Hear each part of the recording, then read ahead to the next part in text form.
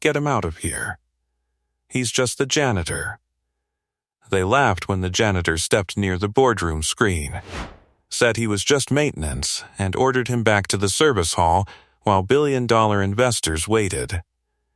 Then, the screen went black. Because power doesn't always wear a tailored suit. By the way, where are you watching from? Tell me in the comments below. Before I show you the exact moment the boardroom projector died and why only the janitor knew how to bring it back, understand this. What looked like a simple technical glitch was something far deeper. Something stitched into the bones of the building itself. The room had been gleaming seconds earlier.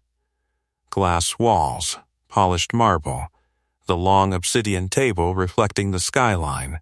Now the screen at the front of the boardroom flickered once, twice, and then surrendered to darkness.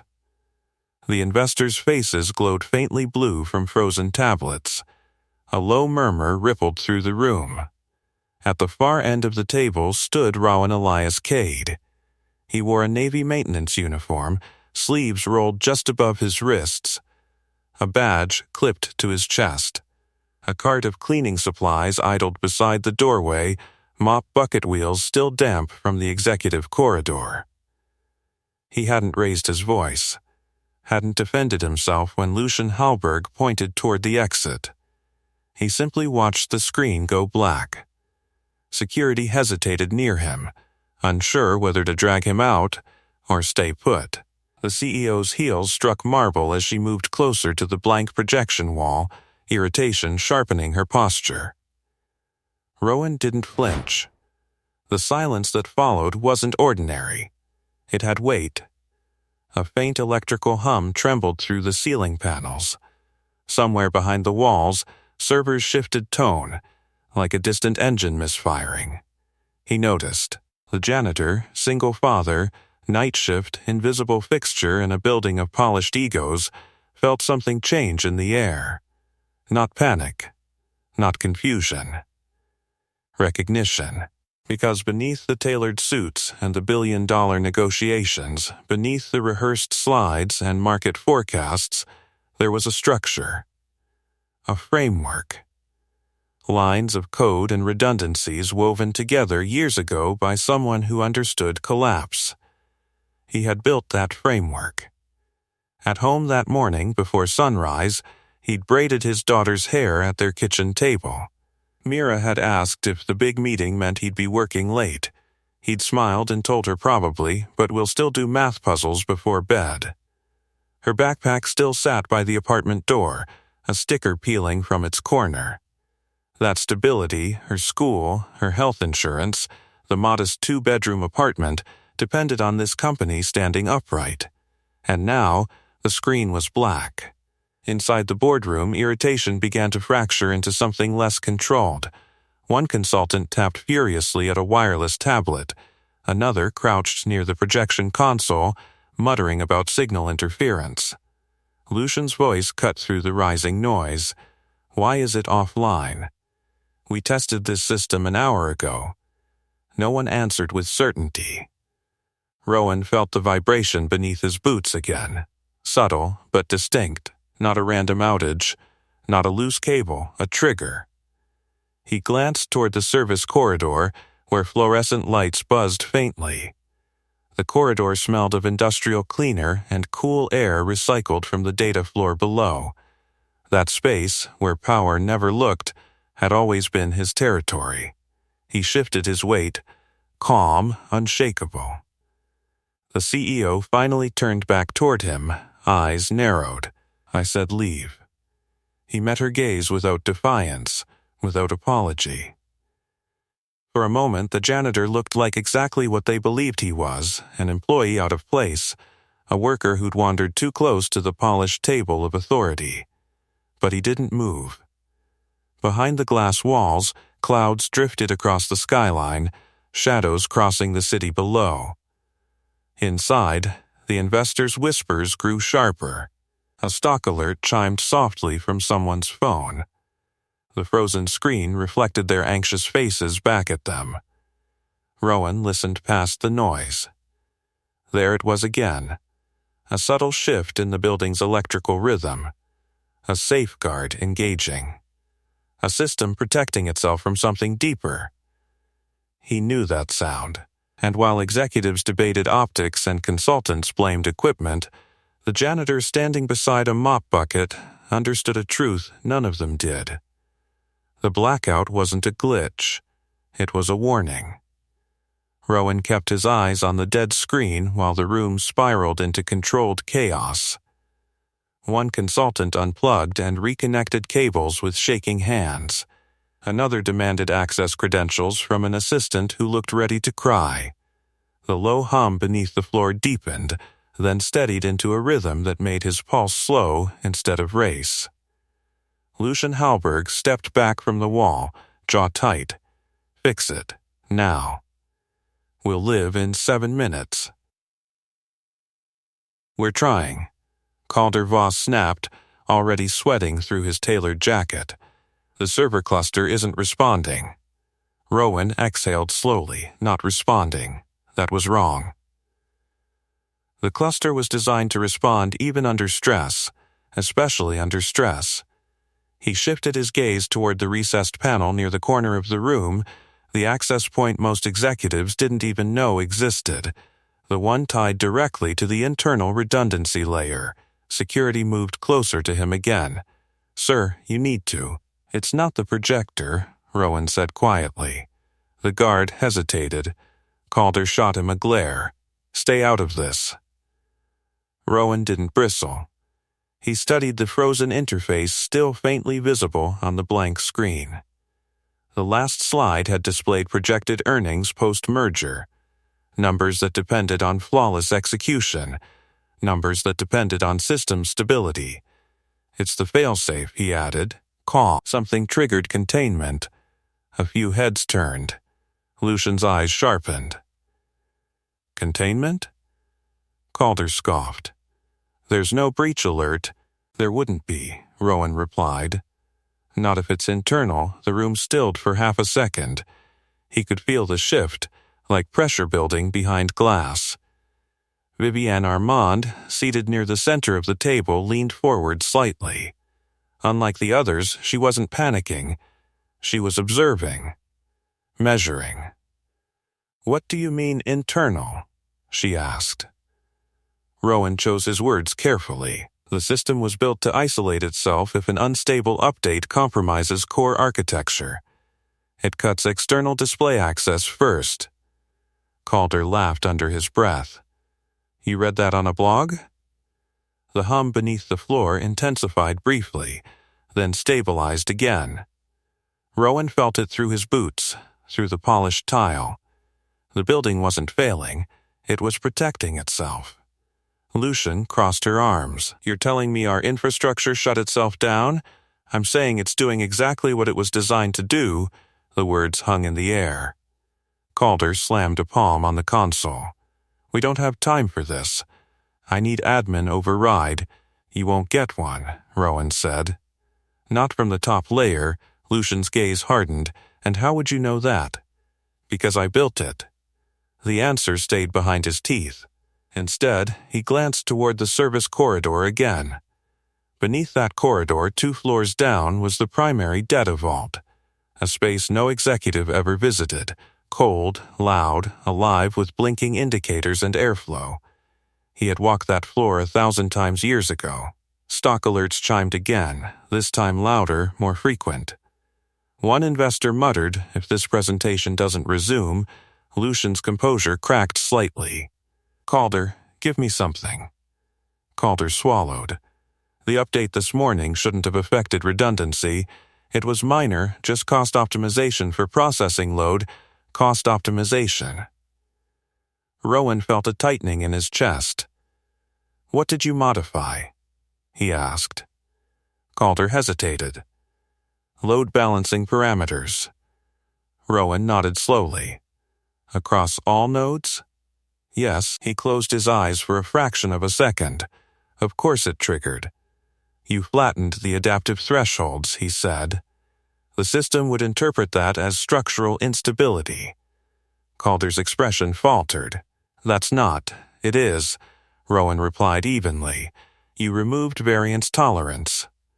Vivienne looked from one man to the other. Is he correct?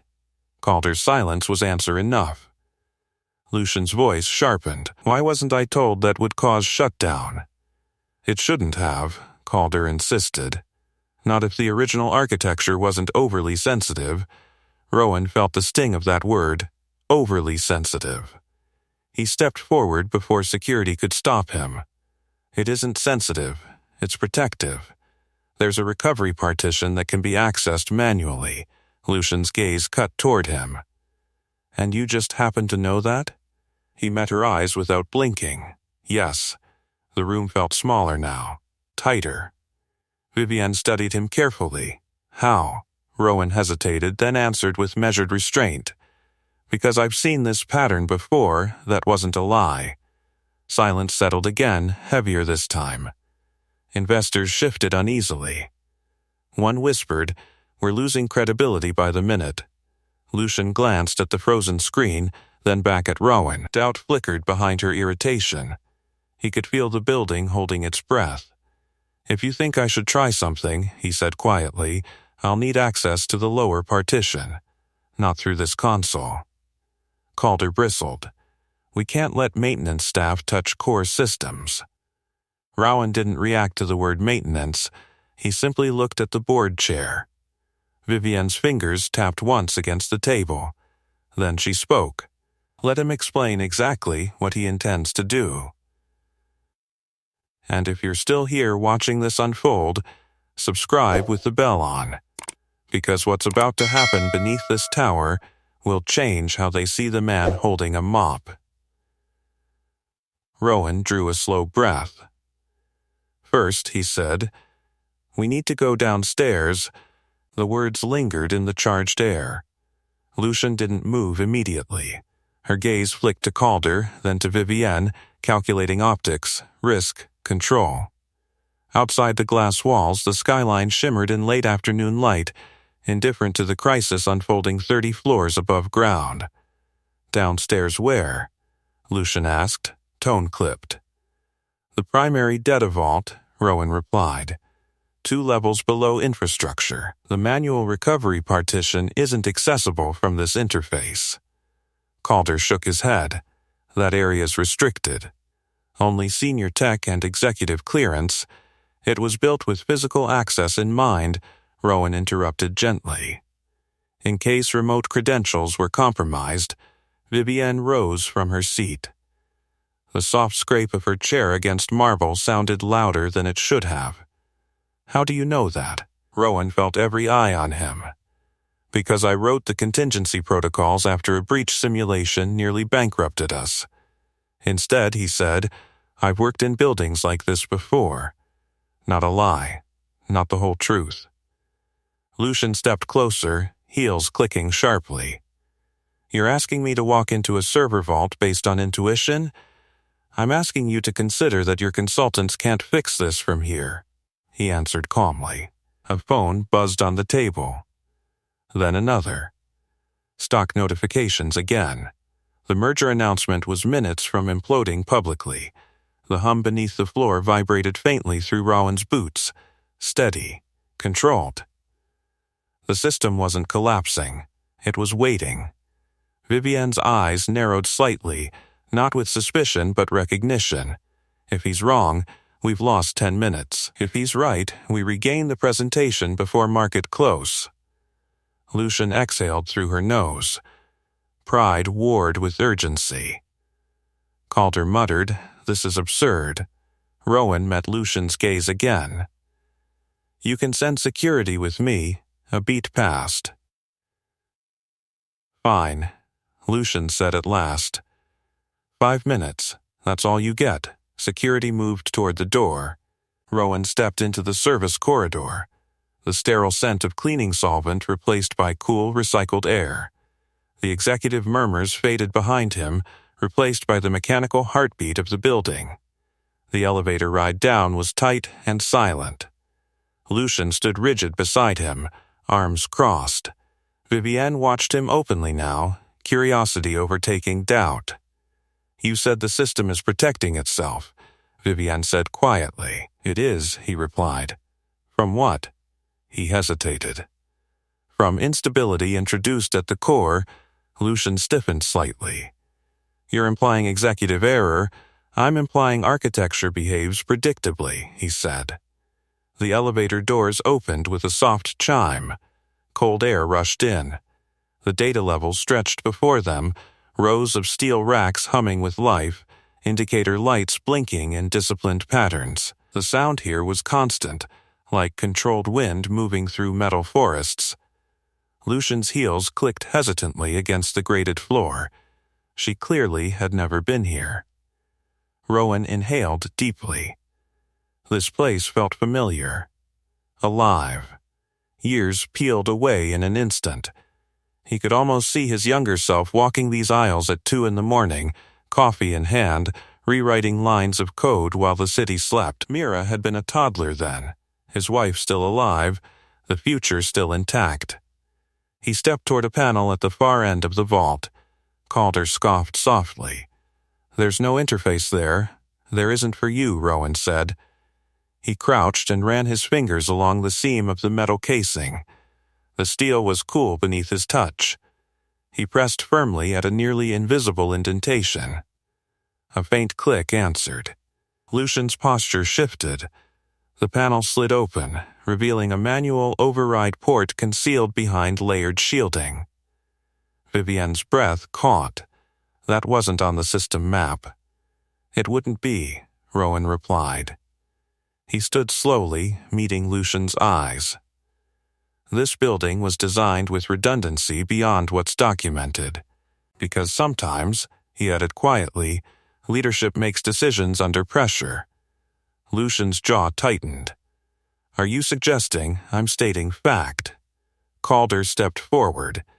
Even if this exists, you can't access it without root credentials. Rowan reached into his uniform pocket. For a second, Lucian's expression hardened, security tensed, but he withdrew only a small, worn flash drive attached to a faded keychain. It wasn't flashy, no corporate logo, just brushed metal dulled by years. Vivienne's gaze sharpened. What is that? A recovery key, he said. Calder laughed. There's no such thing. There is, Rowan answered. He knelt again, plugging the device into the concealed port. The vault's hum shifted, subtle but undeniable. Lights flickered across the nearest server rack in a synchronized wave. Lucian took an involuntary step back. What did you just do? She demanded. He remained focused on the blinking indicators. I'm waking up the partition you forgot existed. Above them, 30 floors up, the boardroom screen would still be black. But here, in the place power never looked, the system began to respond. And for the first time since the blackout, Lucian Halberg wasn't the most informed person in the room. The server racks pulsed in staggered rhythm, green indicators chasing one another like a current finding its path. The low mechanical hum deepened, then steadied into something cleaner. Controlled. Rowan stayed crouched beside the open panel, eyes scanning the diagnostic sequence streaming across a narrow embedded display. Lines of system text flickered in disciplined rows, confirming what he already knew. Containment protocol active. Core shield intact. External display locked. Behind him, Lucian folded her arms tighter. Talk to me. What is happening? The system isolated the presentation layer when the adaptive thresholds flattened, he said without looking up. It interpreted the update as structural instability. Calder let out a frustrated breath. That update was minor. It wasn't minor to the architecture, Rowan replied calmly. You removed variance tolerance across all nodes. The system couldn't compensate. Vivienne stepped closer, the cold air brushing against her tailored suit. Can it be reversed? Yes, Rowan answered, but not by forcing admin override. That would trigger full lockdown. Lucian's voice sharpened. And how do you know that? He paused, then rose slowly to face her. Because I designed the escalation ladder. The words landed heavier than the hum of the machines. Calder blinked. Designed? Rowan met Lucian's gaze directly now. No defiance, no apology, just truth. Years ago, silence spread through the vault like a held breath. Vivienne studied him carefully. "You're saying you built this system?" "I built its core framework," he said evenly, "including the manual recovery partition." Lucian's expression shifted, first disbelief, then something sharper. "That's impossible." "The architect left before my tenure." "Yes," Rowan replied. The realization moved across her face in slow degrees. The janitor. The mop bucket. The quiet man who worked nights. Calder stepped back slightly. "If that's true, why are you?" "Because my wife died," Rowan said quietly, "and I needed hours that let me raise my daughter." The words were simple. They didn't ask for sympathy. They didn't demand admiration. They just existed. The vault seemed colder suddenly. Vivienne's posture softened, just barely. "And you never disclosed this?" "I wasn't asked," he answered. Lucian's jaw tightened. Pride collided with emerging clarity. "You expect me to believe you walked away from a position like that to clean floors?" "I walked away from 70-hour weeks," he corrected gently. "Not from competence."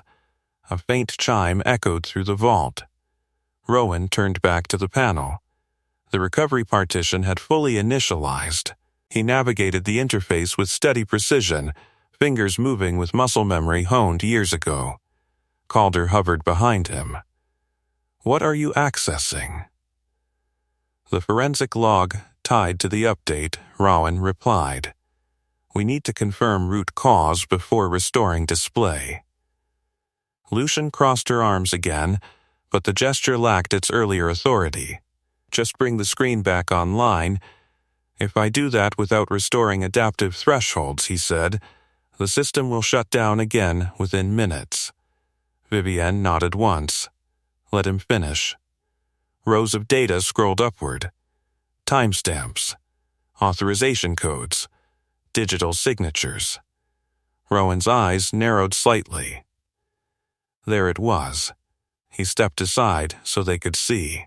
The log clearly displayed executive-level approval for the load balancing modification, signed digitally under Lucian Halberg's credentials. Calder swallowed. "That doesn't mean—" "It means," Rowan said quietly, "the change originated at the top." Lucian stared at the screen. "I authorized a cost optimization, not a shutdown. The architecture doesn't differentiate intent," Rowan replied. "Only structural impact." The hum of the servers steadied further, as if affirming his point. Vivienne's voice lowered. "If we restore this, can the presentation resume?" "Yes," Rowan said. "And the forensic trail will display on the boardroom screen first. It's tied to transparency protocol." Lucian's head snapped toward him. "Transparency protocol?" He met her gaze again. "Any containment event triggers visible root cause logs when external display reactivates. It was designed to prevent silent executive overrides." Calder's face drained of color. "You built that into it?" "I did." For a long moment, no one spoke. Upstairs, investors were waiting. Markets were reacting. The merger teetered. Down here, in the cold vault where leadership rarely descended, truth blinked calmly across steel racks. Lucian inhaled slowly, then straightened. "Restore it." Rowan studied her face, not for permission, for acknowledgement. She held his gaze. "Restore it," she repeated. "Quieter now." He nodded once. Turning back to the panel, he adjusted the adaptive thresholds to their original variance. The system responded immediately, indicators syncing in clean alignment. He initiated external display recovery. A pulse moved through the racks like a ripple. 30 floors above, the boardroom screen would be waking up. But this time, it wouldn't show projected earnings first. It would show the truth. The hum in the vault shifted into a synchronized rhythm, deeper and more confident. Rowan watched the final diagnostic bar complete its cycle, then pressed the manual confirmation key. The recovery partition merged cleanly with the primary architecture. Adaptive thresholds stabilized. External display authorization unlocked. 30 seconds, he said. Lucian stood very still, eyes fixed on the narrow monitor as if she could will the outcome to favor her. Calder wiped a hand across his forehead. Vivienne folded her hands in front of her, composed but alert. Above them, in the glass-walled boardroom, the frozen black screen flickered. Rowan didn't need to see it to know. He felt the building breathe. Display protocol is tied to transparency trigger, he reminded them quietly. The forensic log will populate first. Lucian's jaw flexed. Can that be bypassed? No, he said.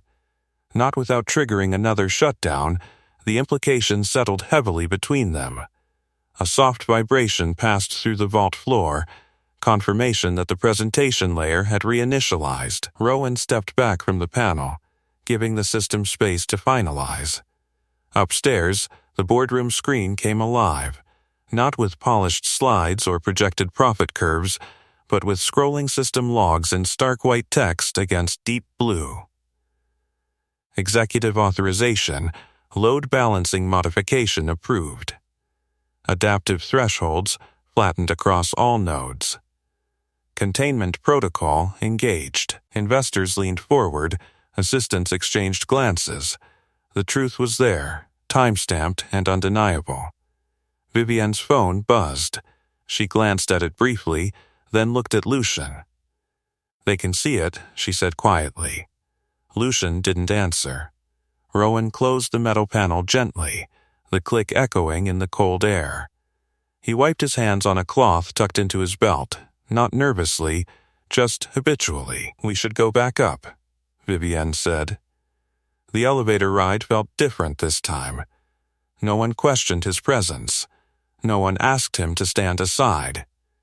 When the doors opened onto the executive floor, the tension hit like static. Conversations hushed as they stepped into view. Inside the boardroom, the large screen dominated the space, filled with forensic detail. Calder hurried ahead, trying to explain in low tones to a cluster of investors. It's a containment safeguard, overly sensitive architecture. It's protective architecture, Rowan corrected calmly as he entered. Heads turned. Lucian walked in behind him, posture composed but eyes sharper now. The authority in her stride remained, yet something beneath it had shifted. Awareness, perhaps.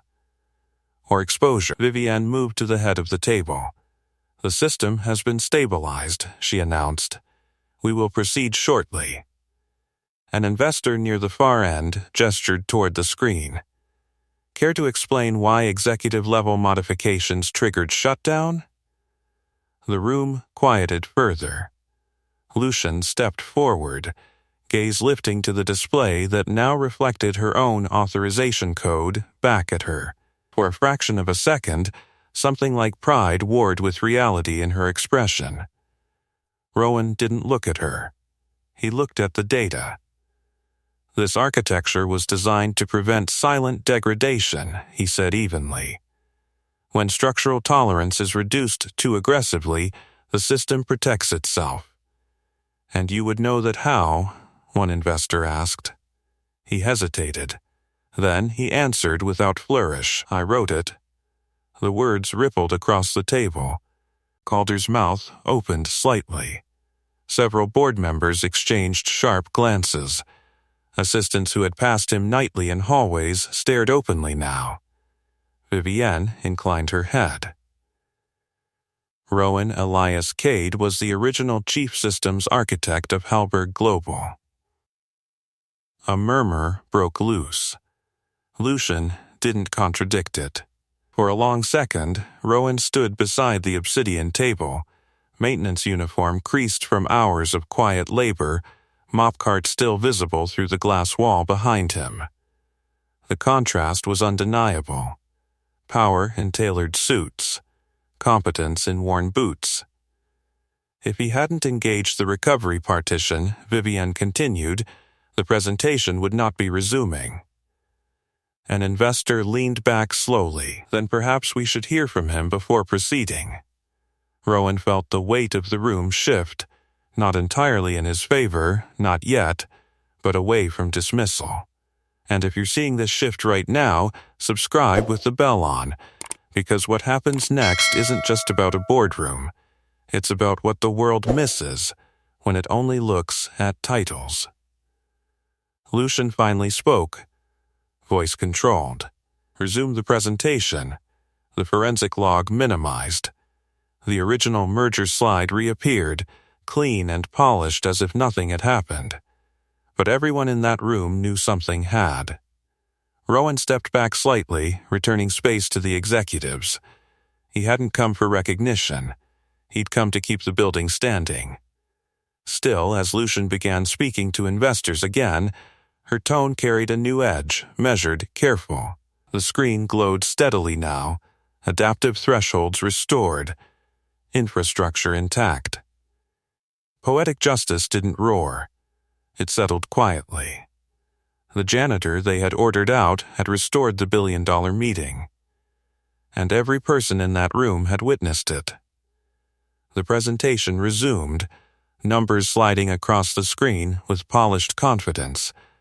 But the air felt different now. Investors no longer leaned back in casual authority. They leaned forward with sharpened attention. Assistants typed more carefully. Even the subtle hum of the climate control seemed louder against the tension left behind. Rowan remained near the wall, close to the service corridor door. He didn't reclaim a seat at the table. He didn't ask for acknowledgement. His maintenance cart stood visible through the glass, a quiet reminder of where he had been told to return. Lucian spoke smoothly about projected growth and strategic alignment, but there was restraint in her cadence. When a question arose about infrastructure reliability, her eyes flickered, just briefly, toward him. System integrity has been fully restored, she said, with internal review measures implemented immediately. Internal review. Vivienne's pen tapped once against the table, including oversight of executive-level modifications, she added. A few investors nodded. Calder shifted in his seat, suddenly less vocal than before. The merger discussion moved forward, but it no longer dominated the room. Something else did, the awareness that authority had almost destabilized itself. When the final vote concluded and tentative approval was secured, applause came politely, not exuberantly. Relief, not triumph. Lucian dismissed the broader attendees. Board members remain, assistants and investors filtered out. The door shut with a firm click. The skyline beyond the glass had shifted into deeper amber tones. Afternoon was fading. Rowan turned to leave as well. Stay, Vivienne said. He paused. Lucian inhaled slowly before speaking. You built the core architecture. Yes, and you never disclosed that to HR? He met her gaze evenly. I resigned. I didn't erase my fingerprints. Silence settled. Vivienne folded her hands. Why didn't you return to the role when circumstances stabilized? He thought of Mira at the kitchen table that morning, of braiding her hair before school, of evenings that belonged to homework and quiet laughter instead of endless emergency calls. My circumstances didn't stabilize, he said quietly. They changed. Lucian studied him with a look that was no longer dismissive. It was assessing.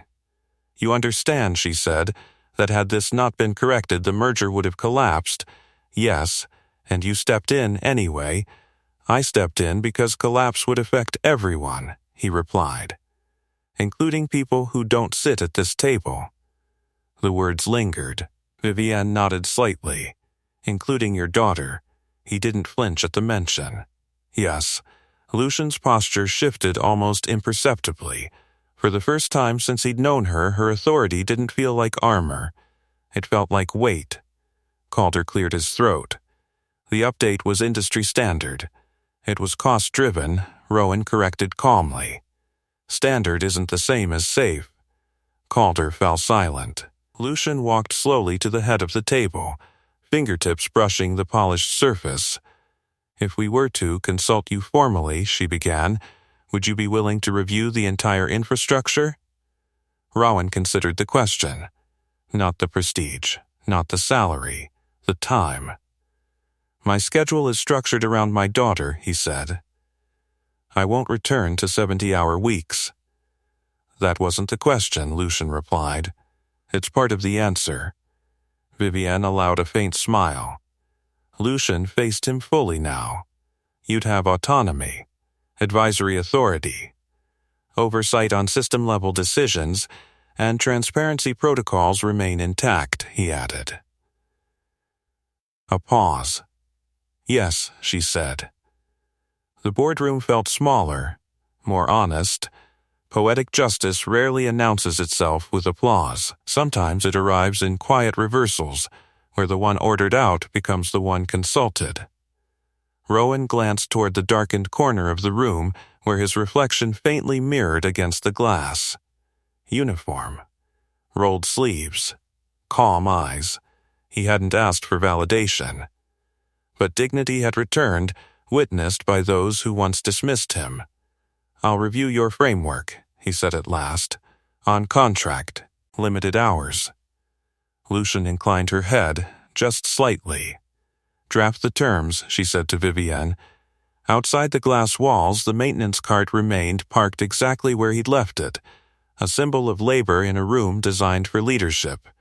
He moved toward it. Lucian's voice stopped him. Rowan, he turned. A beat passed before she spoke again. Thank you. The words weren't dramatic, they weren't loud, but they were public, spoken in front of the board. He gave a small nod. It's your building, he said. I just helped it remember how to stand. As he pushed the cart toward the corridor, the wheels rolled softly over marble. No one laughed this time. No one pointed toward the exit. Behind him, executives sat with the quiet realization that power had nearly failed, and that the person they overlooked had held it steady. Down the hallway, fluorescent lights buzzed gently. The scent of cleaning solution returned, the world of labor, of unseen effort. Yet something fundamental had shifted, not in the architecture, in the room that controlled it. The boardroom door closed behind him with a muted click, sealing in executive murmurs and the low hum of recalculating strategy. Out in the corridor, fluorescent lights cast their steady glow across polished marble.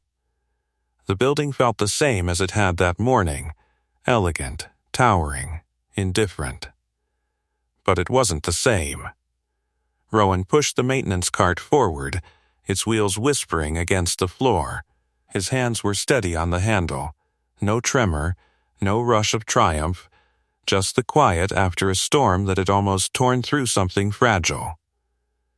At the far end of the hall, 2 junior associates stood near the espresso station. They fell silent when they saw him. One gave a small nod, uncertain, respectful. The other looked away quickly, embarrassed by memory. He didn't linger. Inside the boardroom, voices rose again, not chaotic now, but sharpened. Through the glass, he could see Lucian standing at the head of the table while Vivienne spoke with controlled intensity. Calder sat farther down, posture diminished. Accountability had entered the room. Rowan turned into the service corridor, the air cooler, less perfumed. The scent of disinfectant replaced cologne and expensive coffee. The sounds shifted too, no polished speeches here, just the steady hum of infrastructure. His phone vibrated in his pocket. He paused beside a linen cabinet and checked it. A message from Mira. Did your big meeting go okay? He stared at the screen for a moment, thumb hovering before he typed back. Yes, it went fine. I'll be home for math puzzles. 3 dots appeared almost instantly. You promised. A faint smile touched his face. I don't break promises. He slipped the phone back into his pocket and resumed walking. The elevator at the end of the corridor chimed softly as doors opened. 2 maintenance workers stepped out, glancing at him with curiosity.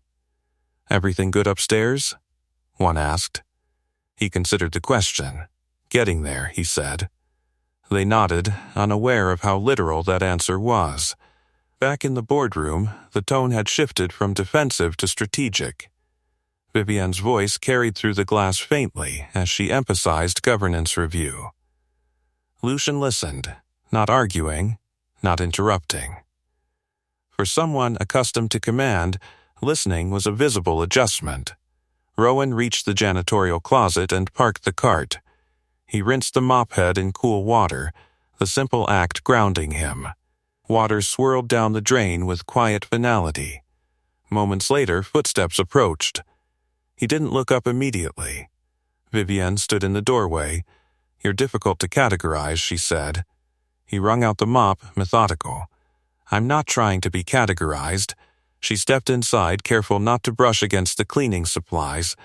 "Lucian will face pressure after today. She should," he replied calmly. Vivienne studied him. "You don't sound angry."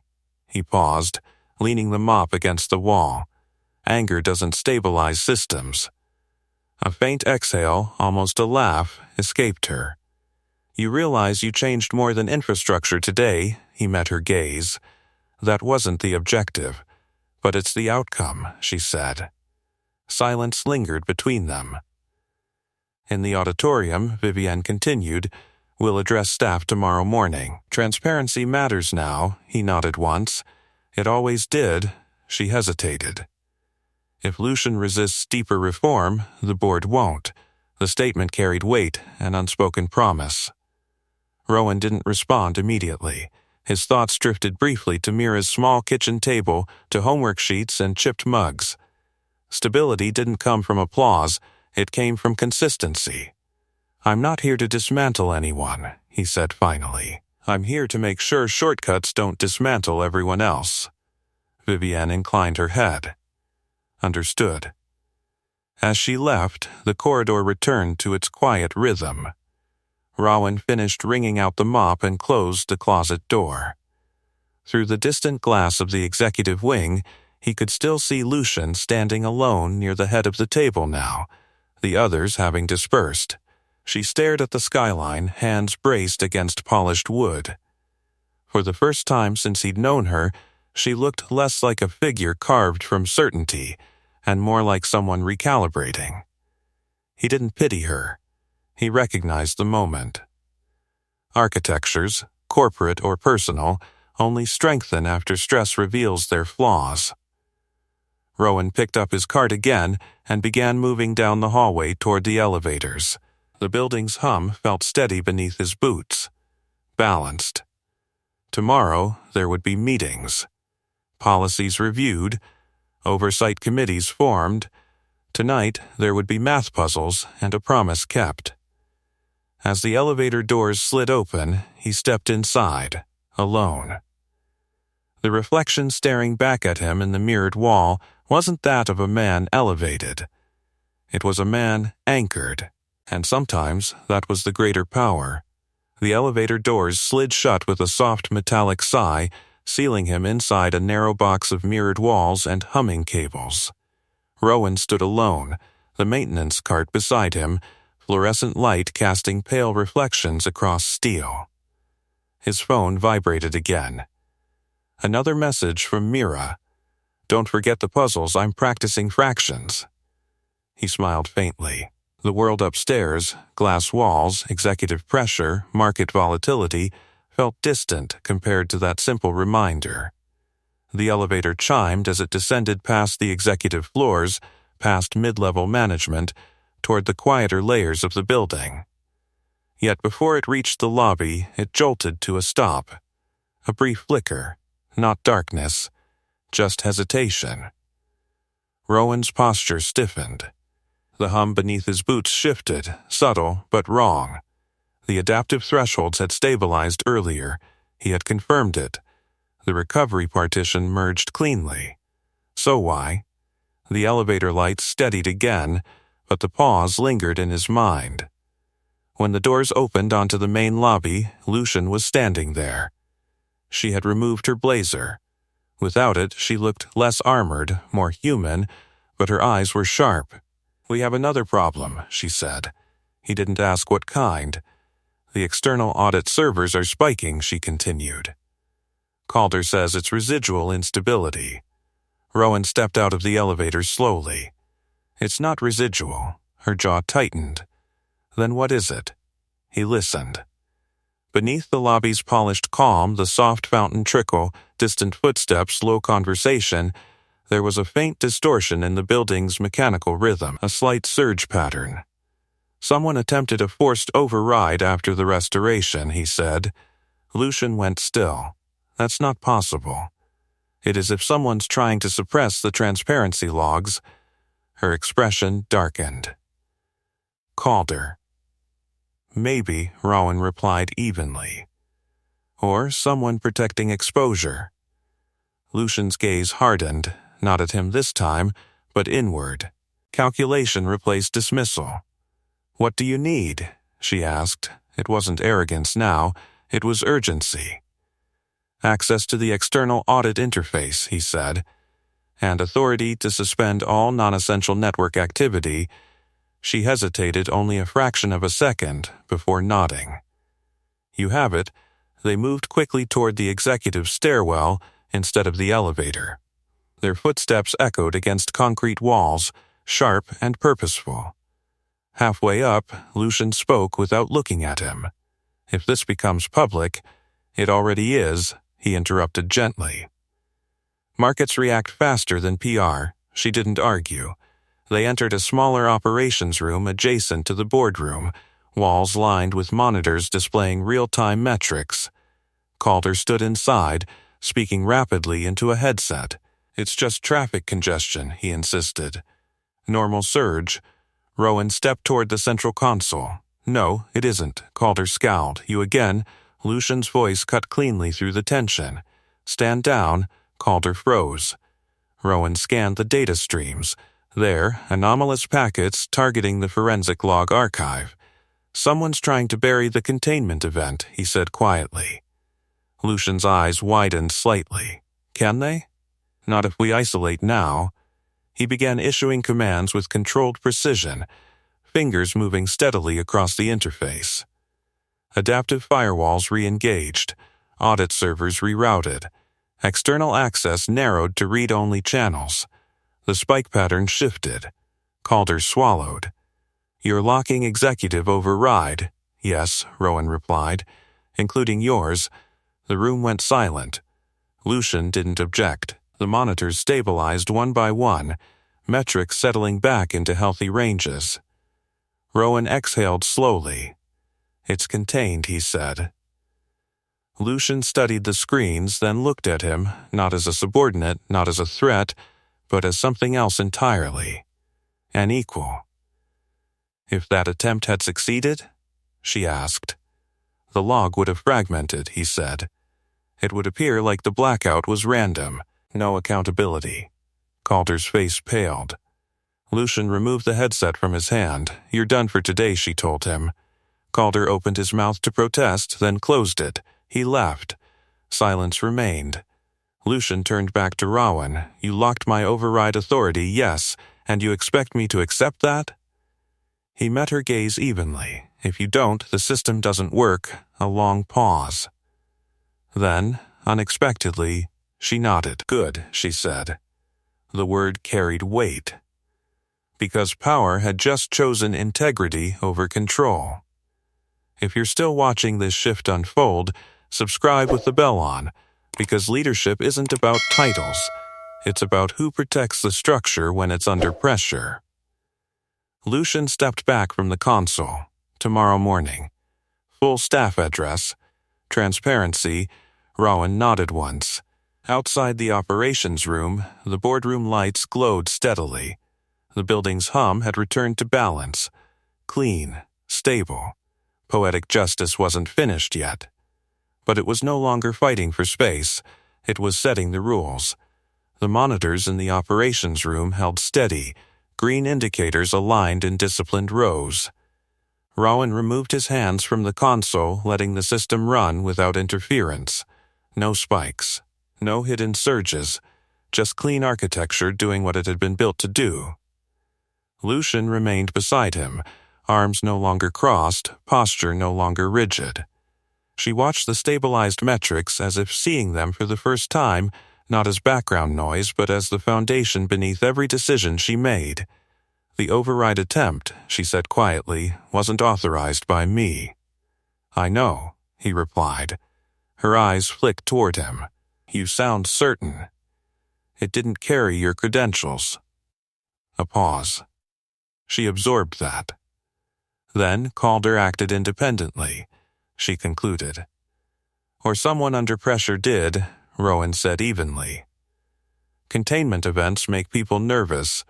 Lucian's jaw tightened. He was hired to optimize efficiency. He optimized risk, Rowan answered. Silence settled again, less hostile now, more reflective. Vivienne entered the room without knocking, gaze sweeping across the stabilized screens. Audit servers are calm, she observed. They will stay that way, Rowan said. All executive-level overrides are suspended until the governance review is complete. Vivienne's lips curved slightly, including Lucian's. Lucian didn't flinch. Yes. The admission hung in the air, small, but seismic. Vivienne nodded once. Then tomorrow we address staff. Full disclosure of the containment event. No euphemisms. Lucian straightened. Agreed. Rowan stepped back from the console, giving space once more to those who officially owned the room. He had done what he came to do. Rowan, Vivienne said, turning toward him, the board has already convened privately. He waited. We are drafting a formal advisory contract, she continued. Systems oversight. Direct reporting line to governance. Lucian added, on your terms. He studied their faces carefully. No mockery now. No dismissal. Only measured intent. My terms haven't changed, he said. Limited hours. No emergency demands outside agreed windows unless there's catastrophic risk. Vivienne nodded. Reasonable. Lucian's gaze held his. And you will have veto authority on infrastructure-level modifications. That caught his attention. Veto? He repeated. Yes, she said. If cost-saving compromises structural integrity, you stop it. The weight of that responsibility pressed against him, not intimidating, but real. You're giving maintenance staff veto power? He asked calmly. Lucian's expression didn't waver. I'm giving the architect veto power. A quiet acknowledgement of identity. He let that settle. Then we move forward, he said. Vivienne inclined her head. Tomorrow, during the staff address, your role will be clarified. Rowan exhaled softly. Clarity is fine. Spectacle isn't necessary. It won't be spectacle, Lucian replied. It will be correction. The word lingered. Correction. Not revenge, not humiliation, correction of imbalance. Through the glass wall, he could see employees moving cautiously through the executive corridor. Word had spread. Whispers traveled faster than official memos. The janitor who restored the merger. The man who built the system. He felt none of the rush others might have. No surge of ego, just a steady alignment. His phone buzzed again. Mira, I finished my homework early. He typed back quickly. Save some energy for puzzles. Lucian noticed the faint smile he couldn't quite suppress. Your daughter, she said. Yes. She'll be proud. He considered that. She just wants me home on time. Lucian absorbed that with a quiet nod. Vivienne glanced at the clock on the wall. We'll finalize documents tonight. HR will coordinate in the morning. Rowan stepped away from the operations console entirely now. Then I'll return to my shift. Lucian's brow lifted slightly. You're still cleaning tonight? Yes. A beat passed. She didn't argue. As he walked toward the door, Lucian's voice followed him once more. "Rowan," he paused. "I misjudged you." The words were direct, public within the room, no hedging. He met her gaze steadily. "You misjudged the uniform." That answer held no bite, just truth. Vivienne allowed a quiet breath of agreement. He left the operations room and stepped back into the corridor. The building lights glowed steady now. No flicker, no hum of imbalance. Employees who passed him looked differently, some with curiosity, others with new respect. One assistant offered a small, sincere smile. He nodded back. The power dynamic had shifted, but not through force. Through exposure. Poetic justice had unfolded not as humiliation, but as revelation. And as he reached for the handle of his maintenance cart once more, the wheels rolling softly over marble, it was clear to anyone watching that leadership didn't always stand at the head of the table. Sometimes it stood beside a mop bucket. And everyone in the building knew it now. The next morning, the corporate auditorium filled with a low tide of murmurs. Employees from every level, assistants, analysts, custodial staff, department heads, took seats beneath the wide projection screen that had betrayed the company less than 24 hours earlier. Rowan stood near the side entrance, not backstage, not spotlighted. His maintenance uniform was freshly pressed, sleeves rolled as always. He had arrived early, finished half his assigned floor, and then quietly made his way downstairs when HR sent the notice. On stage, Lucian adjusted the microphone. The room gradually quieted. Vivienne sat in the front row, posture composed, eyes attentive. Lucian began without preamble. "Yesterday, during a critical merger presentation, our internal infrastructure triggered a containment protocol." A faint ripple moved through the crowd. Word had spread, but hearing it confirmed carried weight. The cause, she continued, was an executive-level modification to system thresholds that compromised structural tolerance. She didn't soften the language. Rowan noticed that. Screens behind her illuminated with a simplified version of the forensic log, clean, factual, time-stamped. No euphemisms. No deflection. Lucian inhaled once before continuing. The system behaved as it was designed to behave. It protected itself, and by extension, this company. Her gaze shifted slightly, scanning the audience until it found him. Because it was built with integrity. A pause. And because the architect of that integrity was present, a spotlight didn't swing toward him. No dramatic music swelled. But hundreds of heads turned. Rowan felt the weight of their attention settle across his shoulders. Lucian stepped slightly aside. Rowan Cade. She didn't add titles, didn't list credentials, just his name. He didn't move immediately. He hadn't asked for this, but silence stretched, and remaining hidden would turn humility into avoidance. So he stepped forward, not onto the stage, just into clearer view near the aisle. A murmur rose again, softer this time. Recognition dawning across faces that had passed him in hallways without seeing him. Lucian's voice remained steady. Rowan designed the core architecture that prevented yesterday's update from causing catastrophic failure. No applause yet, just listening. He also intervened when unauthorized override attempts threatened transparency. That detail sharpened the room's awareness. Calder was not present. Rowan met Lucian's gaze briefly. She didn't look defensive. She looked resolute. "Effective immediately," she said.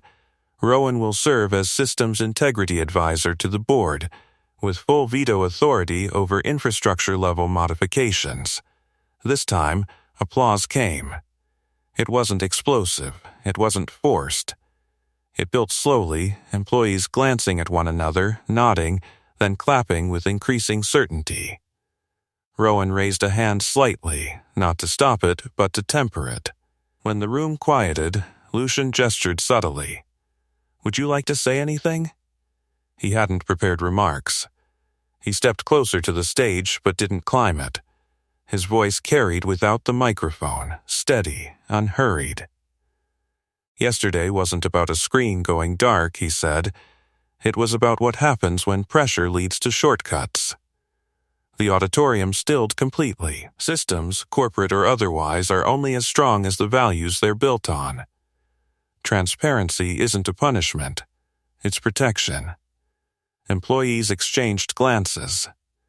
He continued, every role in this building matters. Infrastructure doesn't care about titles.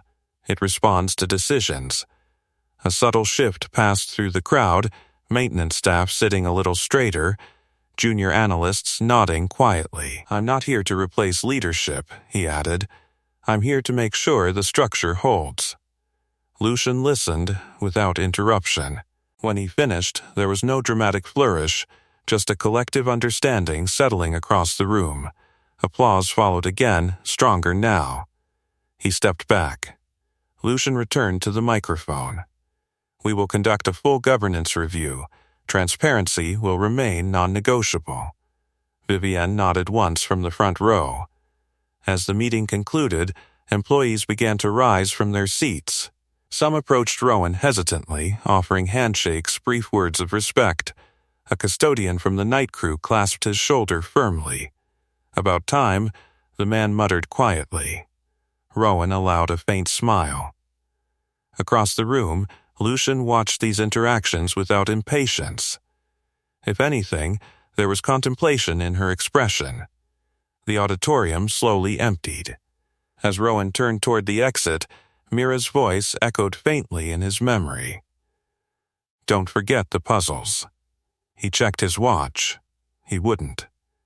Behind him, the screen that had once gone black now displayed a simple message. Integrity is infrastructure. Poetic justice had not humiliated. It had illuminated. And in that light, leadership looked different. The auditorium doors closed behind him, muting the lingering applause and low conversations into a distant hum. Rowan stepped into the open-air terrace that wrapped around the lower level of the tower. Morning sunlight stretched across the city, catching glass and steel in soft gold. His phone buzzed again. Mira. Did you finish the big meeting? He leaned against the cool railing and typed back. Yes, I'll be home early. A pause. Then? Promise? He smiled. Promise. Inside, the building felt steadier than it had in months, not because the architecture had changed overnight, but because the people inside it had. Footsteps approached. Lucian joined him on the terrace. No entourage, no assistants trailing behind her. The staff response was strong, she said. It was honest, he replied. She rested her hands lightly on the railing, eyes scanning the city below. I underestimated how closely people were watching. They always are, he said. A faint exhale escaped her, not frustration. Reflection. I built my leadership on decisive control, she continued. Speed. Efficiency. Yesterday exposed the flaw in that Rowan didn't interrupt. Control without accountability, she finished quietly, is fragility, he nodded once.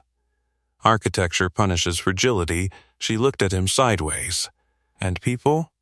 They do too. Eventually, silence settled, not tense this time. Thoughtful. Lucian straightened slightly. Calder's contract has been terminated. Rowan absorbed that without visible reaction. And the override attempt? Under investigation. Internal audit will publish findings. He studied her for a moment. Transparency only works if it's consistent. It will be, she said. There was no arrogance in the statement, just intention. Below them, employees moved through the plaza outside the building. Maintenance crews, junior staff, executives in tailored suits. For the first time, the lines between them felt less rigid. Lucian turned toward him fully. You could have humiliated me yesterday. He considered that. But you didn't. No, he said simply. Why? Because collapse would have hurt more than pride, she held his gaze for a long moment. Then she nodded, slow, deliberate. "Thank you," she said again. This time, it didn't sound like obligation. It sounded like understanding. He checked his watch once more. "I need to leave, of course." They walked back through the corridor together. Employees who passed them no longer looked confused by the pairing. It seemed natural now, the CEO and the system's integrity advisor moving side by side. At the elevator, Lucian paused. "Your advisory contract will reflect your schedule." "Good." And Rowan. He looked at her. "If I revert to old habits, you stop me." He didn't smile. "I will." The elevator doors slid open. He stepped inside alone. As the doors closed, he caught a final glimpse of her standing upright in the corridor, not towering, not imposing. Grounded. The ride down felt smoother than the one the day before. No flickers, no jolts. When he stepped into the lobby, several employees nodded respectfully. A receptionist offered a warm, genuine smile. Outside, the city air felt different, lighter. He walked toward the subway entrance instead of the executive parking garage. The rhythm of ordinary life resumed, street vendors calling softly, buses hissing to stops, distant horns blending into the city's constant melody. At home, the apartment door swung open before he even reached for his keys. Mira launched into his arms. "You're early. I said I would be." She pulled back just enough to study his face. "Did you fix it?" He brushed a loose strand of hair from her forehead. "Yeah." "I fixed it." "Because you're smart," she said matter-of-factly. "Because I pay attention," he corrected gently. Inside the apartment, sunlight streamed across the small kitchen table where math worksheets waited. He set his bag down and rolled up his sleeves again, not for servers or executives, but for fractions. As they worked through puzzles, her pencil tapping against paper, he felt the steady alignment he valued most. No applause here, no boardroom, just presence. Later that evening, when she fell asleep on the couch with a workbook still open beside her, he carried her to bed carefully. The apartment was quiet except for the faint hum of the refrigerator. He stood for a moment in the doorway of her room. Architecture didn't just exist in steel and code. It existed in promises kept. And this structure, this small, ordinary life, was the one he would always protect first. Morning light filtered through the thin curtains of the apartment, painting soft gold across the kitchen table. Rowan stood at the stove, flipping pancakes while Mira sat cross-legged on a chair, reviewing a spelling list with exaggerated seriousness. "Integrity," she read aloud, brow furrowed. "That's a big word." "It is," he said, sliding a pancake onto her plate. "But it's simple." She looked up. "What does it mean?" He considered the question carefully, the scent of warm batter and coffee filling the room. "It means doing the right thing," he said, even when no one's watching. She nodded as if filing that away for later use. "Like not peeking at my math answers?" Exactly like that, she grinned and reached for syrup. His phone vibrated on the counter. A message from HR, contract finalized. Board approval unanimous. Another from Vivienne, governance committee begins Monday. He silenced the notifications. Right now, there were pancakes to flip. Later that afternoon, he returned to Halberg Global. Not through the executive entrance. Not escorted. Not announced. He walked in through the same revolving doors he had used for years, nodding to the security guard who now greeted him by name. The lobby screen displayed a new message beneath the company logo. Integrity is infrastructure. Employees moved through the space with a subtle shift in posture. Maintenance staff weren't invisible. Junior analysts weren't hesitant to ask questions. A few executives stood in open discussion with department heads, sleeves rolled up. Lucian emerged from the elevator as he crossed the lobby. She walked toward him without ceremony. "Systems review begins at 4, she said. "I'll be there," he replied. She hesitated, then added, "You were right." "About what?" "Architecture punishes fragility." He inclined his head slightly. "So do markets." A faint smile touched her lips. "And apparently, janitors." He didn't smile back, but there was warmth in his eyes. "Architects," he corrected. They entered the conference room together, not as adversaries, not as superior and subordinate, but as two leaders who had learned something the hard way. The meeting was practical, detailed, honest. No shortcuts disguised as innovation, no efficiency framed as wisdom without scrutiny. Rowan spoke when necessary, listened more often, vetoed one proposal quietly, explaining the risk without ego. Lucian accepted it without resistance. The room noticed. By the time evening settled across the skyline again, the building hummed with a steadier rhythm than it had in years. Not louder, not flashier, stronger. As Rowan stepped back into the service corridor to retrieve his cart, yes, he still kept it, an intern paused nearby. "Sir," she said cautiously, "is it true you designed the whole system?" He adjusted the handle of the cart. "I designed part of it," he answered. "Why didn't you ever say anything?" He looked at her, then down the hallway lined with fluorescent lights. "Because titles don't hold buildings up," he said. "People do." She nodded slowly, absorbing that. He pushed the cart forward, wheels rolling softly across marble that no longer felt like a boundary. Upstairs, in glass-walled rooms and quiet-board discussions, decisions would continue to shape the company's future.